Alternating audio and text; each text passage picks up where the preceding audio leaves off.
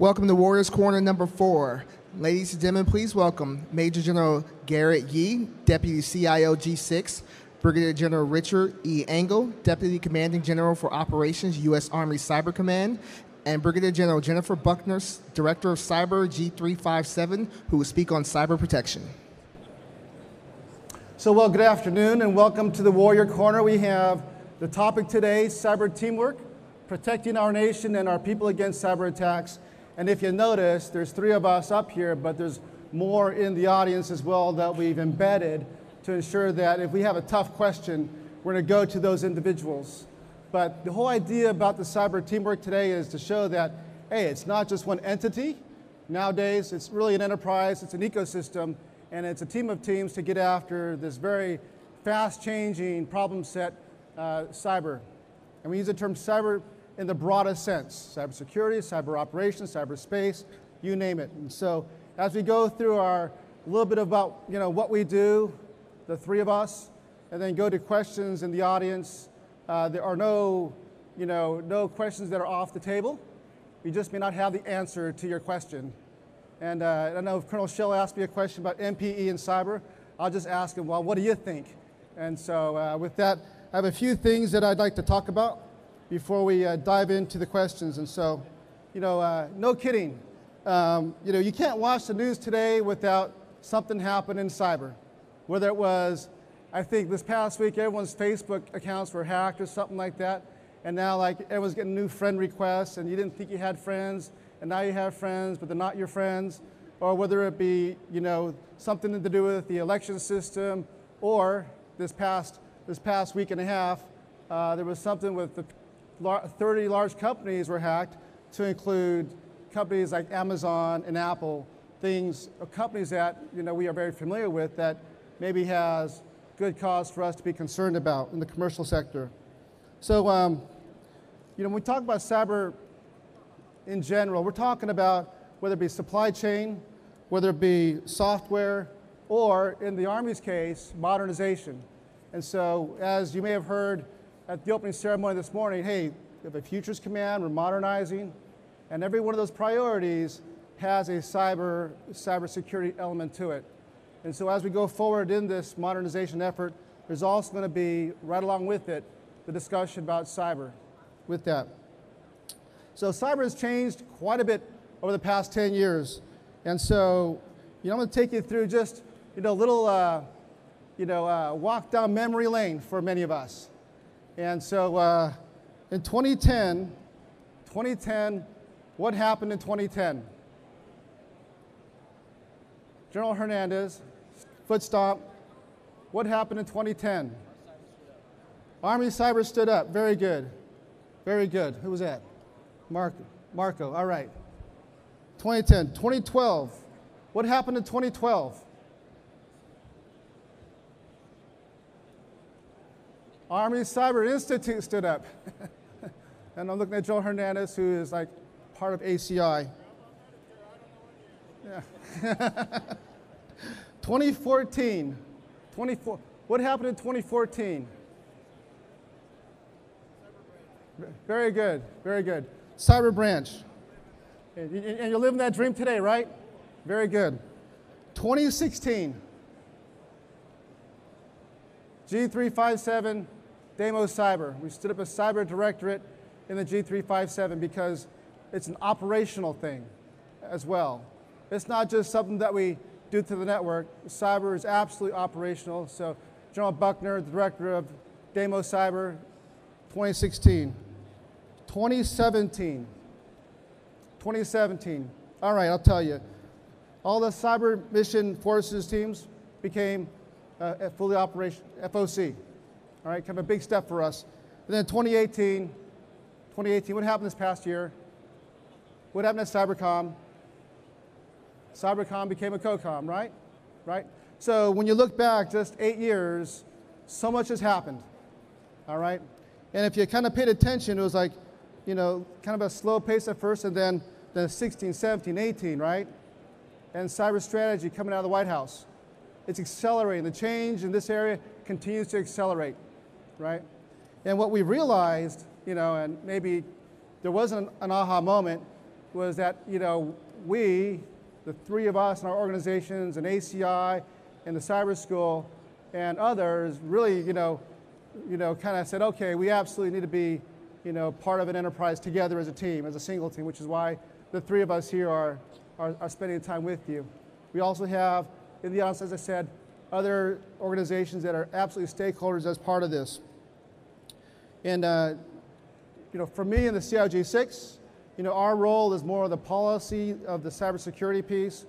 And so there's not the exciting, offensive cyber operations. It's the day-to-day, secure the network, ensure the policies are in place so that we can have a secure network. But as you hear from General Buckner and General Engel, there's a whole lot more to this enterprise than what we do in the CIOG6. So with that, I'm going to hand it over to General Buckner. Thank you, sir. Teammates in cyber operations and also there in the Army staff, good afternoon, everyone. I'll highlight a couple things. I love that General Yi has talked about how we view cyber as a warfighting domain, an operational domain, and cyber electronic warfare, information operations, these are warfighting capabilities. Hence, the G3's leadership in this space. And as he said, everything is accelerating. And right now, we are focused on the growth and the acceleration of bringing cyber to the tactical edge. And when I say bringing cyber, I mean that in its most expansive view, bringing all of these capabilities, cyber electronic warfare, information operations, to the lowest tactical echelon. We are focused on the brigade combat team first. That's our kind of first in motion, but 5 big advancements in cyber and electronic warfare. First, we are doubling the size of our electronic warfare force. This is not just about reconstituting this force. It is about setting conditions for our force of the future. These are important capabilities. The most important thing is people, as I know my teammate will also talk about. So the fact that we're doubling the force, and we will also almost double the amount of training they receive before they get out into the force, really increasing their agility in the tactical space to combine threat with environment, with mission needs and things like that. Part of that growth is we're also accelerating it. There could be the pace of growth, or we could, but the Chief of Staff of the Army, the Secretary of the Army, they are accelerating it. So we are going to build it far faster than we are comfortable with, but we recognize the operational imperative here to do just that. The second thing is we will put an electronic warfare platoon in every military intelligence company at the BCT level. What's important about that is not just that element of the platoon, but the fact that it is integrated with the military intelligence company. We view SIGINT, signals intelligence, as foundational to this mission space. It's not an accident that the Army G2 signed the SIGINT strategy. The Army G3 signed the electronic warfare strategy. Those are so important to what we're doing and will create an integrated force for that. Likewise, we are standing up an electronic warfare company in every expeditionary MI brigade at corps level. Same concept. We will also, we're in kind of a race against time. For those forces, we will begin experimentation for the capabilities that we will put in their hands. So we're going to build the people, we're going to experiment with the capabilities, and our goal is to put these these prototypes in the hands of the soldiers who will actually use them so that we can quickly iterate on what we are seeing from these operators. The fourth thing we'll do is stand up CEMA staffs, so cyber electromagnetic activity staffs, augment every echelon from the BCT to the ASCC with a staff element of 6 to 12 people made up of cyber and electronic warfare specialists, planners who can help integrate. And then lastly, we will also, we're also standing up a cyber warfare support battalion. And those expeditionary cyber teams will take some of the capabilities that General Yi talked about and downward reinforce. So our cyber will use them, understand our mission needs as translated by CEMA staffs, and then we will downward reinforce with those ECTs. This is all about acceleration and doing it on a rapid pace. And when I'm talking to industry reps right now, I tend to emphasize the idea that we are not about sterile, the demonstrations, as it were, in these environments, but we want to get your capabilities into the hands of our operators so that we can learn how to better train our people, what capabilities they need, and how we might inform our material requirements. It's an exciting time to be an electronic warfare cyber specialist, and this is all about getting it to the tactical level. With that, I will hand it. Thanks, Jen. Hey, Jen, I think we missed our opportunity to maybe throw out some T-shirts or something like that for correct answers when we started. Maybe we can work on that next year. Got more audience participation. Right. Hey, Rick Angle, I'm the DCGO for Army Cyber Command. Appreciate everybody coming out today. I think we'll start with this comment, is I know there's a lot of industry here. As generally you start off with, this is a team sport, and it's not a team inside of the department, it's a team inside of academia and in industry as well. Innovation in this space is really inside the commercial sector, and we need your help to continue to be successful in this space. So Army Cyber Command, what do we do? 19,000 teammates in contact with the adversary every single day. It's innovated, it's mission focused, they're dedicated, and primarily 3 missions. We operate, secure, and defend our networks, active defense when required, and then we impose a cost on our adversaries through offensive cyber operations. Okay. A little bit about where we're going to. The first thing I'd like to talk about is people, as Jen commented towards. Sometimes we get wrapped around the technology and think that as long as we come up with the next tool or it's the next piece of technology, that's going to make us successful. I like to look at it a little bit differently. At the end of the day, it's people that are going to make us successful. And so we're in the process of developing a holistic talent management strategy of how to recruit, assess, select, train, educate, and develop and retain a world-class workforce that allows us to do the missions that I talked about earlier.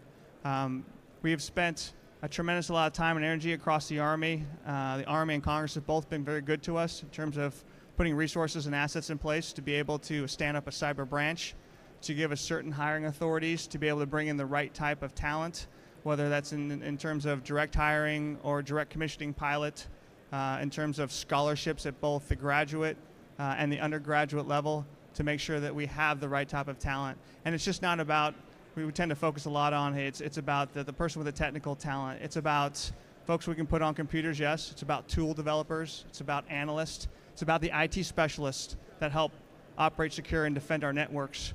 And it's about EW and IO as well. So it's a complete team effort there. Second really focus area for us is operating, securing, and defending the network. And I won't go into too much in terms of how we go about doing it, but I'll talk about the change in the culture and the mindset that we're working on. The network for the longest time has been seen as a service we provide, and it's not a service. The network is a weapons platform, and the weapons platform allows the Army to shoot, move, communicate, protect, and sustain. Without that weapons platform, the Army can't do that. And if it can't do that, then it can't be successful in large-scale combat operations. So that's the importance of the network to the Army. But it's a team sport, and it requires everybody to do it, all the way down to the private, all the way up to the general. Okay? And if everybody practices that good cyber hygiene, then we'll be better off. So we're working on that from a cultural aspect. The third line of effort I'd like to talk about briefly is where we're going as a command. My boss, Lieutenant General Fogarty, has been public about he hopes to be the last Army cyber commander. Not the fact he's going to get fired, but the fact that maybe cyber is a misnomer for what we do. Okay? Cyber is just one aspect of the capabilities that General Buckner just talked about. It involves cyber, it involves information operations, it involves EW. Okay? And it's the integration of those capabilities inside or throughout cyberspace that we coined the terms. Really, it's about information warfare. And that's a realization for us that when we first looked at cyber, we looked at it maybe as an opportunity to do some additional collection, digital network intelligence. Then it was, hey, maybe we can turn some things on, we can turn some things off, that would be neat. Now it's a recognition that great power state competition is happening inside of cyberspace, through information operations, and it's a place that we need to be more forceful on. And that's where we're going as we move forward. So, sir, pass it over to you. So that's a great overview, and I think let's follow up on that discussion about people and talent, if we could. And so how does a cyber enterprise look into the future to ensure that we have the right workforce? I know that you've touched briefly on some of the authorities that we have in terms of hiring and the changes. Can we talk just really briefly about what came out in the NDAA and what we can do now? So I discussed a little bit beforehand, but I'll start with like the direct commissioning pilot. So the direct commissioning pilot allows us to go out and hire somebody who has the requisite skills anywhere from lieutenant now up to colonel. Hey, we've also been able to waive the mandatory retirement age of 62, so you can bring somebody in that's a little bit older that has those skill sets, and they can continue to serve. So now you have an opportunity. Let's say you can bring somebody in at the 04 or major lieutenant colonel level, hey, and now maybe you're bringing some of that pay disparity down, and you can make it competitive for what they're getting inside of industry, the commercial sector. You know, but there's other things about serving here. It's just not about money, and I think that's something that we need to do a better job of being able to explain. You're going to, whether you're coming in as a major, whether you're coming as a direct commissioning pilot, as a lieutenant, whether you're coming in as a direct hire from a higher fare, another one of the authorities that we've been given, okay, you're going to get experiences serving in the United States Army and Army Cyber Command that you're not going to get anywhere else. Okay?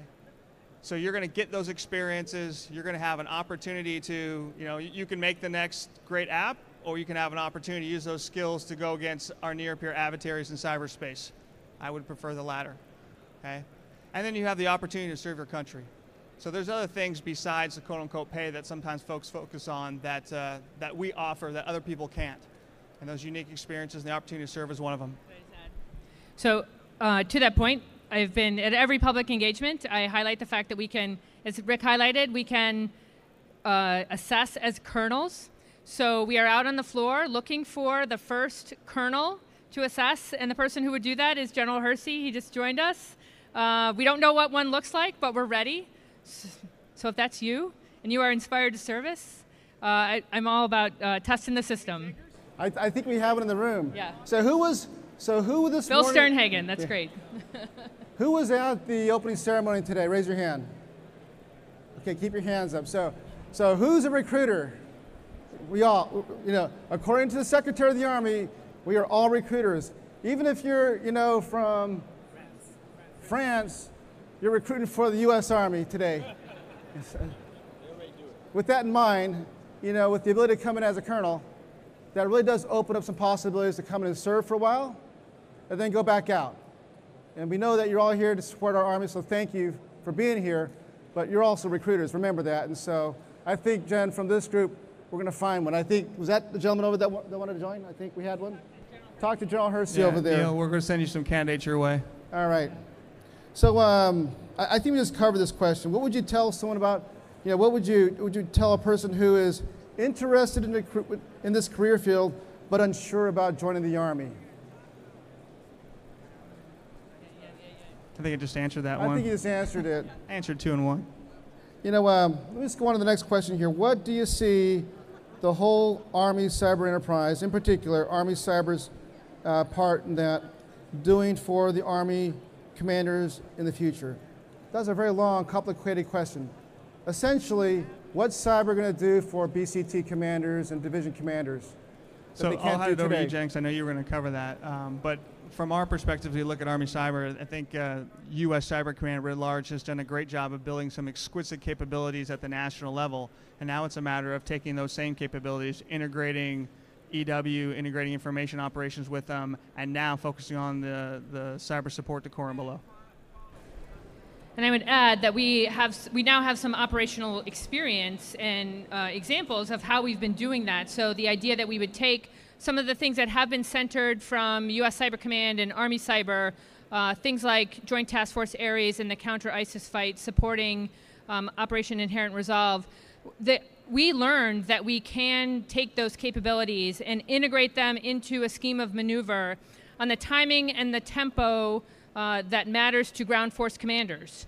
That was important operationally there, and it's also provided significant operational examples now that we can use to inform our own integration across every echelon of our Army, and that's our goal. And we've also learned a lot about the people, how we recruit them, train them, and employ them in order to understand a scheme of maneuver and how they might integrate, which I think speaks to the multi-domain operations as well. This is not, they're going to plan their operation and then we add on with cyber. This is, we are part of the planning from the beginning And that's really, we're seeing that also in all of our combat training center rotations right now, also building ways to train it. So I think, and do it all faster. Yes. Yeah, I think to me, the so what is, if you go back 5 years ago at a CTC rotation, we weren't doing cyber, really, right? And today, it's integrated as part of it. But it's still in the process of getting commanders to adopt the fact that cyber is part of their life until it happens, right? And how many of you were on Facebook this past week when you got your name, your name replicated, whatever it was, you got hacked? Well, I'll tell you what, if it's that easy to hack where you're at today, wherever you're at, they can hack you and get into your system in the tactical environment as well. No kidding. And so for us, it's that realization that, hey, cyber isn't just something that happens on the enterprise. It happens throughout all echelons. And if there's a 1 and a 0, you could absolutely be compromised. And so that's kind of the focus of what Jen Buckner's been talking about down at the BCT, at this time. Let's talk a bit about modernization. So we talked a bit about that this morning with the 6 priorities, 6 plus 2. But how does the cyber enterprise support cybersecurity and ultimately modernization? How about that one? Tough question. Maybe that's me. Maybe that's me. So okay, I'll answer that question. Every one of those priorities and the 8 associated cross-functional teams can't operate without a network. Whether you shoot a bullet, 1,000 miles or whatever, it's something that launches it, has to be on a network. Someone that tracks it has to be connected to a network. And there's a target that you had to put, some sort of electronic eye on that was part of a network. So everything, whether it be a long-range precision fires, future vertical lift, you name it, it's going to have some network component to it, and it's going to require that we build cybersecurity into this, right? And we talk about building cybersecurity into new ventures where today we bolt on cybersecurity after the fact in some cases. Some cases we're going around and saying, okay, take that thing off because that's a vulnerability. And one of the messages that I kind of continue to harp with cybersecurity is, if I gave you something, did I give you asset or liability? Back to the discussion of Rich Dad, Poor Dad, right? Who's read Rich Dad, Poor Dad? A few people, right? The whole idea there is, if they gave you a car, did they give you an asset or liability? Liability, right? That Jeremy says liability. Jeremy is right. It's because if someone gave you a car, you have to fuel it, maintain it, insure it, right? If someone gave you let's say, a capability for the battlefield and it was Wi-Fi enabled and Bluetooth enabled, did they give you an asset or liability? Or vulnerability, right? So it's a vulnerability. So if you build in the future systems with that in mind, you'd be very careful about what you included and where you included that as you build cybersecurity into that capability, all right? Okay, so. I would just add, because I think we focus a lot on modernization from the enterprise level, but also what we're finding in these, as we bring cyber, electronic warfare, and IO more to the tactical levels, that of course we could have exquisite capabilities, but they're only as good as the tactical network, which is supporting our forces. So increasingly, when we're talking about material development and capability development in this space, we have to think about that integrated network as a part of that, because if we can't, support them with signals intelligence down to those levels, we will not be of value and integrated as we should be. So just another reason in terms of strong partnership across the CIO G6 and their modernization efforts and us and the G3 on this. Yeah, absolutely. Rick? I just had one point, sir, which is the integration of cybersecurity into the PMs as we build weapons platforms, thinking through that cybersecurity so we don't build vulnerabilities into the next set of weapons platforms. Absolutely. If someone asks a warfighter, hey, you want this? Absolutely. You want that? Absolutely. Hey, this is kind of cool. We'll take that too. Before you know it, you're trying to lock all that stuff down after the fact, which is what we're kind of doing today. And so that's how we think about building cybersecurity in, not only at that level where it's kind of obvious, but at the coding level, where you're scanning the code as you develop. And that's something that absolutely we are talking about getting after in a more aggressive manner. Okay, so we've talked a bit about a lot of things, and so now it's time for your questions. Okay, oh, Chief Oliver, what's your question?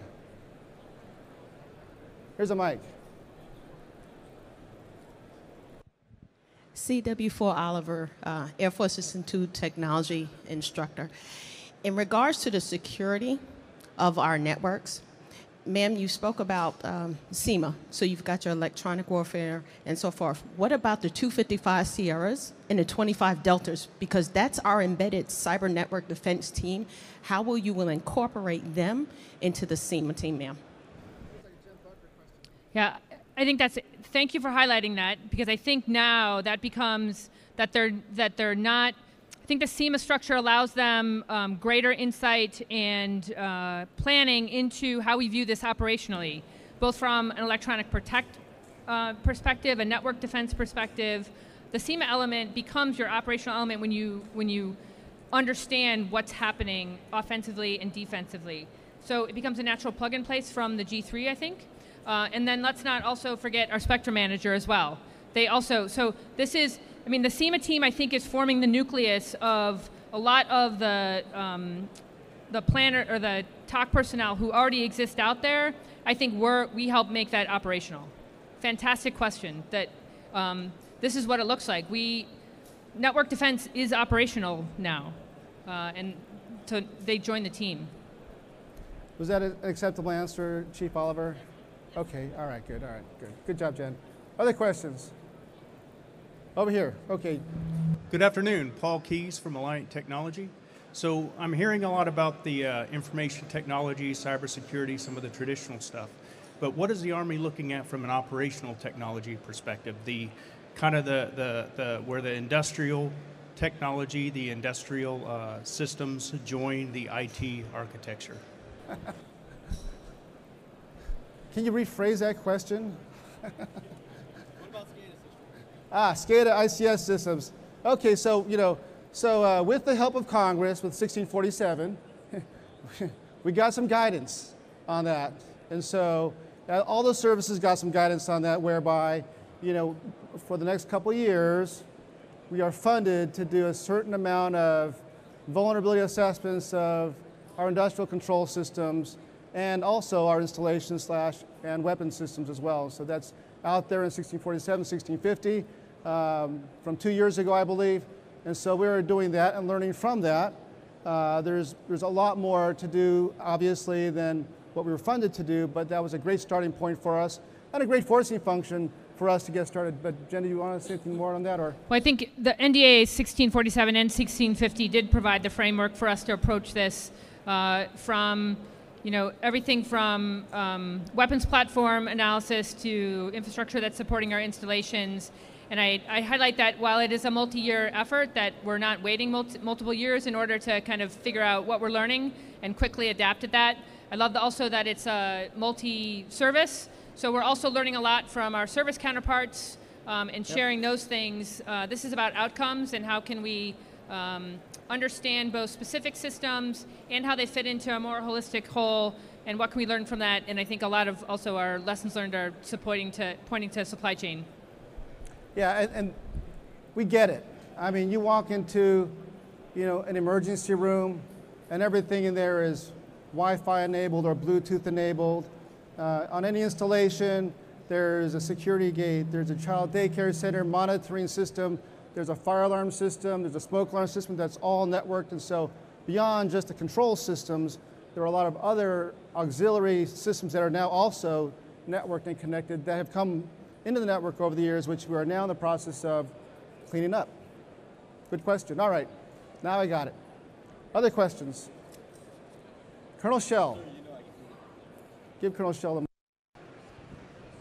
So what are the type of authorities cyber authorities that we'll see commanders, corps, and below to be able to get after and create those convergence windows that's core to multi-domain operations?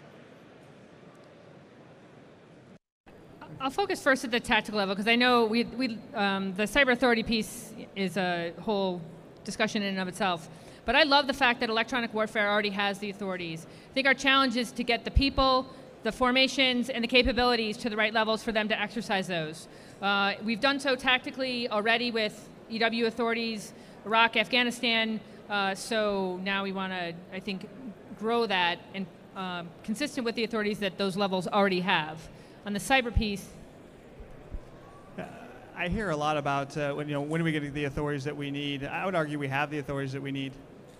It's a matter of, as we build the capabilities, I think we'll get the authorities that we need to enable the operations we're being asked to do.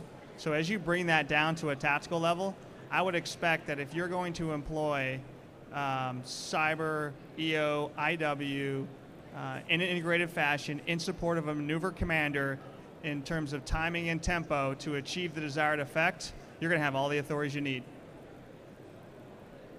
That's a promise. General Engel promised that. Bert, okay, got that? All right, other questions? Go ahead, sir.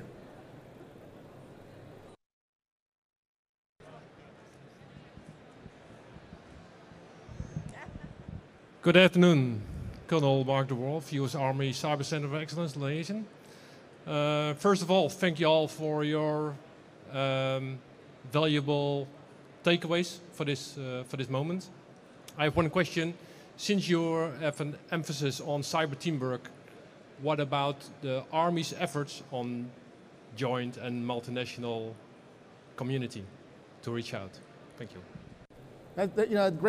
Great question. So we're already very jointed by choice and by directive from OSD. All right, and so that is happening, absolutely. And we know that, for example, the Air Force is good at some things, maybe better at some things than the Army is good at, and so we leverage, the strengths of our sister services. On the coalition piece, that is a maturing effort. But the beauty about the coalition piece is that some of the restrictions that we just talked about are not necessarily restrictions that our coalition partners have. And so at times we've been able to take advantage of those opportunities. But we do need to do a better job with that. And there's a lot more that goes into just working together. There's an infrastructure piece and there's a policy piece in terms of the international agreements that we work through, but absolutely critical for our future fight. So thanks for asking that question. But I'll defer to over here. Any other thoughts on that? So I would just offer that in principle, we're making the assumption we're going to fight as a coalition, then cyber is going to have to follow suit there. Absolutely the case. And we are seeing that from development of a multinational partner environments network. So we're going to have to be able to utilize an MPE network that allows all the coalition to come together on that network and be able to secure it. And it has to be effective in terms of enabling the desired outcomes. So that's still a challenge we're going to have to work through, but it's something we're going to have to work through because it's going to be a requirement. It is a requirement now. All right, so Shirley joined us. Welcome, Shirley. And by the way, any other questions that we have here? I wanted to give the Cyber Commandant General Hersey any, did we miss anything that you wanted to say while you were listening to us? You say I missed the first 15 We're going to make minutes. you do it over again then. Okay.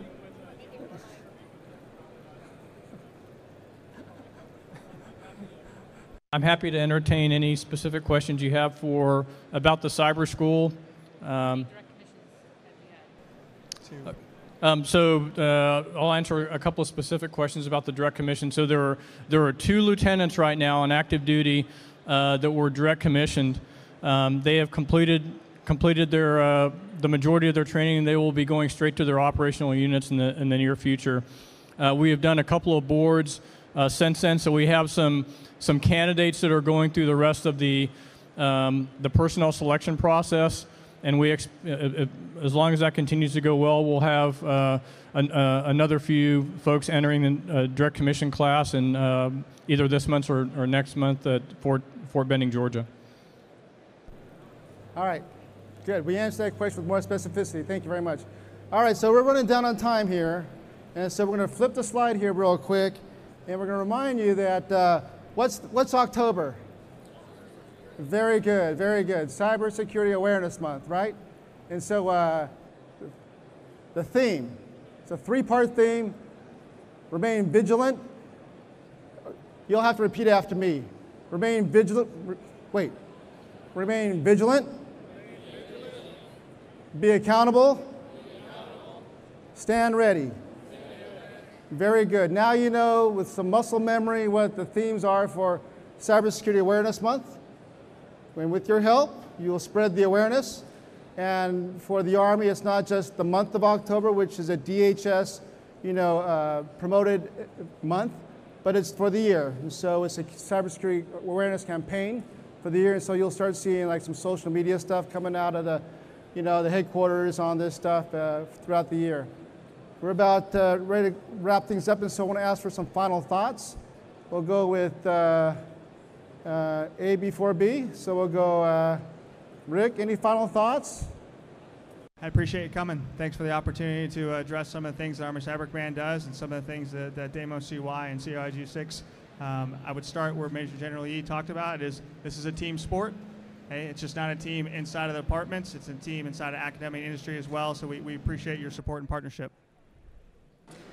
Sure, I love the fact that you started with the most recent history. It's amazing how much has happened in the last 8 years in this space, and we're all about doing more faster as we bring all of these operational capabilities and lessons learned, cyber electronic warfare, information operations to represented across every echelon in our Army.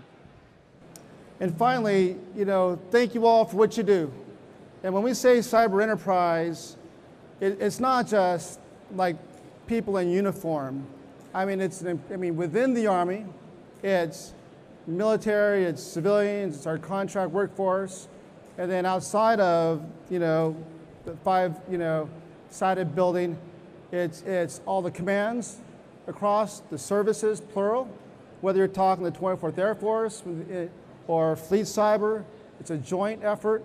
We reach beyond that into our partners here, whether it be one of the major partners with the services, Army in particular, or many of the smaller companies that are kind of up and coming that are providing a lot of capability into our networks.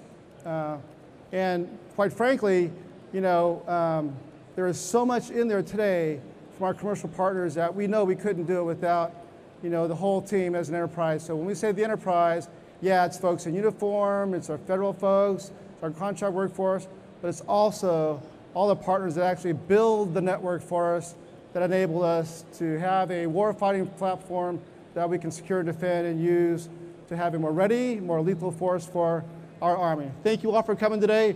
The three of us will hang around for a bit and answer your questions on the side, but thanks again.